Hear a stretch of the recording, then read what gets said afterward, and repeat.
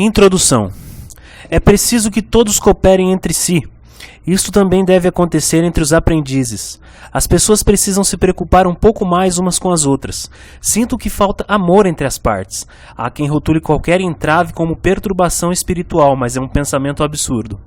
Por exemplo, percebo uma comunicação informando: por mais que o mundo ele não melhora, não tenho mais esperanças a seu respeito. Então faço com que essa mesma pessoa passe a executar outra tarefa e ela se torna muito útil, como se tivesse mudado de personalidade. Observando casos assim, sinto que as pessoas não estão cuidando bem uma das outras.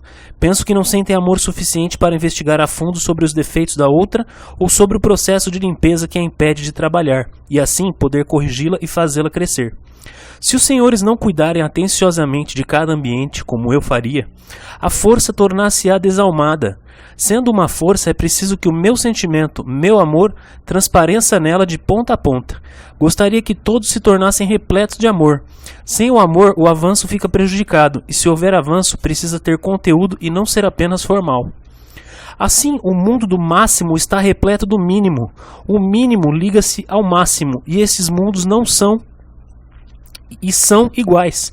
No entanto, tendo-se passado centenas de milhões de anos após terdes vos afastado de Deus e por terdes recebido a missão de explorar a matéria na face da terra, tendo Deus vos aumentado a visão para observar a matéria e a força para utilizá-la, lamentavelmente enfraquecestes a capacidade de observar o extremamente grande e o extremamente pequeno.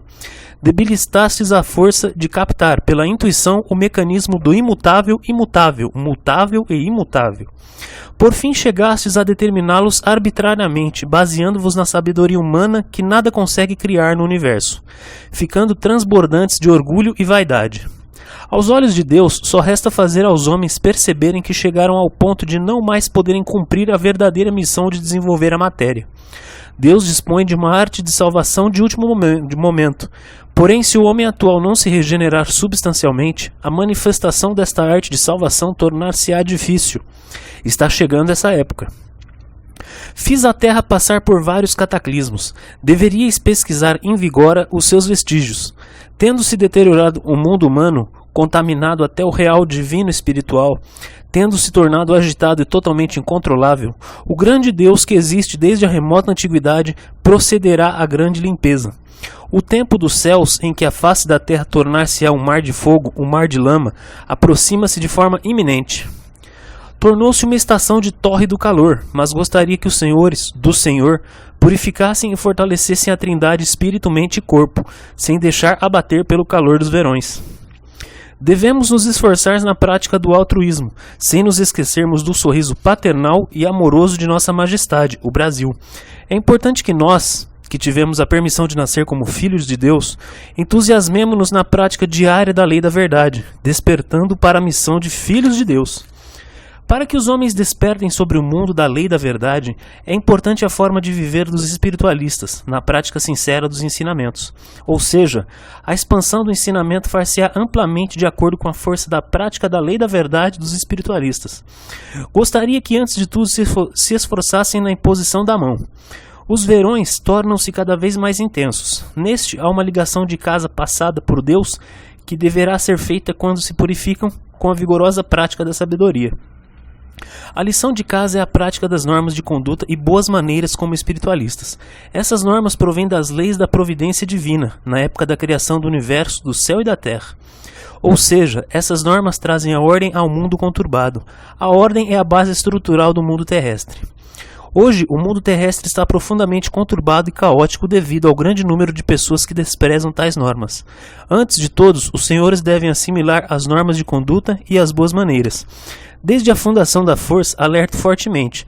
Se as normas de conduta e as boas maneiras se deteriorarem, o mundo humano deteriorar-se-á. Diz-se, quando há fartura, as pessoas são bem educadas. Entretanto, como é a situação atual? Aqui há abundância material, mas as boas maneiras estão no nível do chão. Então devem perceber que está se aproximando a crise da humanidade que se afastou de Deus e das normas de conduta. As condições mínimas para o relacionamento humano são a obediência às normas de conduta e a prática das boas maneiras, tais como os cumprimentos entre as pessoas, as saudações matutinas e vespertinas. Gostaria que nesse pleno verão, cada um dos espiritualistas pesquisasse a forma de pôr em prática as normas de conduta e as boas maneiras na vida cotidiana, considerando o tema da lição de casa. Além disso, são importantes as normas de conduta e as boas maneiras a serem observadas aqui na Terra Sagrada, na sua cidade. A população local tem me elogiado dizendo que tenho boas maneiras, são radiantes e gentis. Os espiritualistas devem se esforçar e cuidar para melhorar ainda mais as boas maneiras no convívio mútuo. Se mesmo uma ou duas pessoas forem mal educadas no ônibus da cidade, isto repercutirá negativamente na expansão do ensinamento. Não há o que se temer, mas é importante que os senhores vivam de forma educada e condizente com a postura divina. Na prática da lei da verdade é o treinamento que abrange a Trindade. Prática espiritual, mental e física. O espírito, a mente e o corpo estão ligados e formam um entrelaçado e único corpo. Devem gerar círculos virtuosos onde o poder bom materializa-se em boas ações. As boas ações ajudam a elevar o poder e assim por diante. Não devem se esquecer que a elevação espiritual e os árduos esforços para o avanço dos espiritualistas são a força motriz para salvar o mundo, salvar a humanidade.